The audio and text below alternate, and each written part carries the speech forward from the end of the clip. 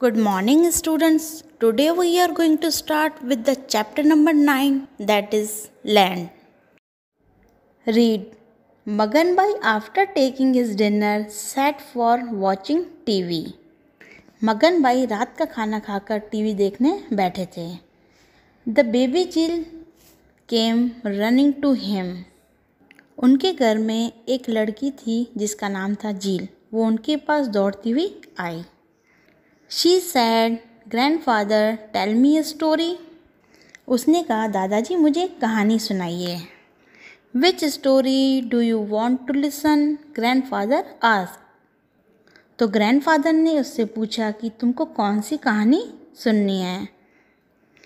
The one which I enjoy the most, Jill said. जील ने कहा, जो कहानी सुन के मुझे हमेशा मज़ा आता है. Okay, said the grandfather and began the story. Now, what is the story? There was a small village. A potter named Maganbai stayed here. एक छोटा सा गांव था जहाँ पर एक पोटर मीन्स कुम्हार रहता था. उसका नाम मगनबाई था. Every day he brings soil from the lake and prepares pots, bowls etcetera. हर रोज़ वो लेक के पास से मिट्टी लाता था और पॉट बनाता था, बाउल्स बनाता था. One day he prepared a small pot. एक दिन उसने एक छोटा सा पॉट बनाया. He painted it colourful. The pot looked very beautiful now. उसने उसको कलर किया और अब जो वो पॉट है वो बहुत ही सुंदर लग रहा था. He kept the pot in his shop for sale. अब उसने उस पॉट को अपनी दुकान में सेल करने के लिए रखा. The next day, Ramesh Bhai was passing near by his shop. He saw the pot and immediately purchased it. दूसरे ही दिन उसके शॉप से एक आदमी जा रहा था जिसका नाम था रमेश भाई, और उन्होंने जैसे ही उस पॉट को देखा तो तुरंत ही उन्होंने उस पॉट को खरीद लिया. His daughter Bindya became extremely happy after seeing this small pot in Ramesh Bhai's hand. जैसे ही उनकी छोटी सी बेटी बिंदिया ने अपने पापा के हाथ में छोटा सा पॉट देखा तो बहुत ही ज़्यादा खुश हो गई. And she said, "Papa, I will fill water in this small pot." उसने कहा, पापा मैं अब इस पॉट में रोज़ पानी भरूंगी. Okay, said रमेश भाई. Now every day Bindiya fills water using this small pot. अब बिंदिया हर रोज़ उस पॉट में पानी भर देती थी. One day the pot slipped from her hands. एक दिन उसके हाथों से वो जो पॉट था वो स्लिप हो गया.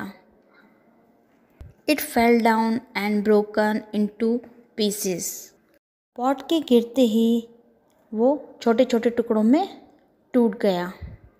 Heartbroken, Bindiya collected the pieces and kept them behind the house. छोटी सी बिंदिया जिसका दिल टूट गया. The grandfather asked, "Now tell me, dear, what would have happened to those pieces?" अब ग्रैंडफादर ने उससे पूछा कि बेटा ये जो पीसेस हो गए हैं ये पॉट के उसका क्या हुआ होगा. Some girls like me must have used them for playing games, replied Jill.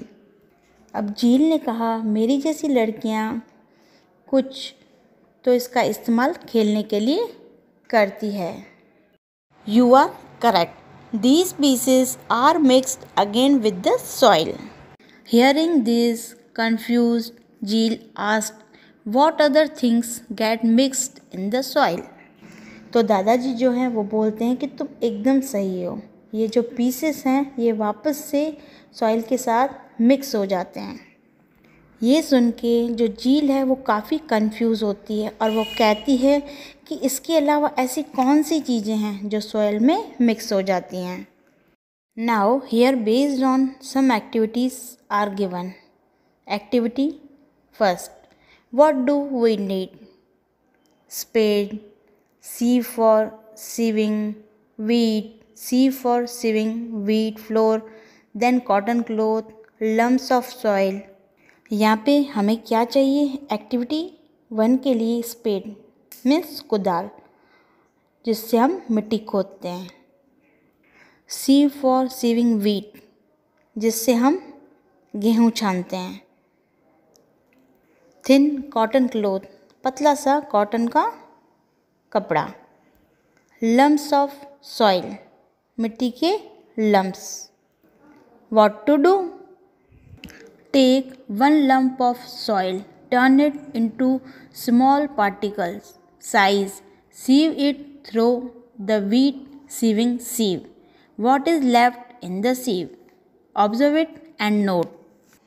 अब आपको मिट्टी की कोई भी गांठें लेनी है, उसे उठाना है और आपको उसे हाथों से तोड़ना है छोटे छोटे स्मॉल पार्टिकल्स में, और अब उसको गेहूं की जो छन्नी होती है उसमें छानना है। What is left in the sieve? Observe it and note. आप उसे छानते हो तो उस छन्नी में क्या बच जाता है और उससे छनकर क्या जाता है, आप इस पिक्चर में देख सकते हो। Now what is left in the sieve? Small stones are left in the sieve. What is sieved out of sieve? Other components of soil got sieved out. Here activity 2. Collect the sieved part and sieve it with the sieve used for sieving flour. अब आपको जो sieved part है उसको उठाना है और अब sieving flour use करना है। तो sieving flour में जो आपने नीचे सॉइल के जो फाइन पार्टिकल्स थे उसे लेकर छानना है। What is left in the sieve? Observe. अब वापस से उसमें क्या बच जाता है? Keep the component left in the sieve separately. Now what is left in the sieve? Sand is left in the sieve. What is sieved out of sieve? Fine powder of soil is sieved out of the sieve. Here activity number 3. Collect the second time filtered soil and sieve it through the cotton piece. अब third activity में उसमें भी आपको एकदम fine cotton cloth लेना है। इसमें से हमें छन्नी हुई मिट्टी वो डालनी है और वो उसे वापस छानना है। What is left on in the cloth? Also observe the filtered components and note. तो क्लोथ में क्या बच जाएगा? And also observe the filtered component and note. और नीचे छन के क्या चला जाएगा?